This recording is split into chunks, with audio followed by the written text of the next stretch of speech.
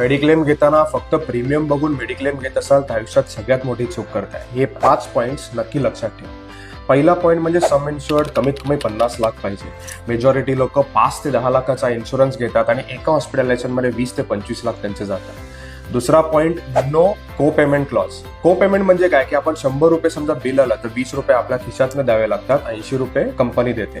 Try करा की असा मेडिक्लेम घ्या जिथे 100% कॅशलेस होईल, कंपनी पे करा. तिसरा पॉईंट, रूम रेंट कॅपिंग. बऱ्याच मेडिक्लेम मध्ये रूम रेंट कॅपिंग असतं, म्हणजे एका सर्टन पॉईंट पर्यंत ते तुम्हाला कॅशलेस देतात, बाकी तुम्हाला गोष्टी तुमच्या खिशातनं पे करायला लागतात.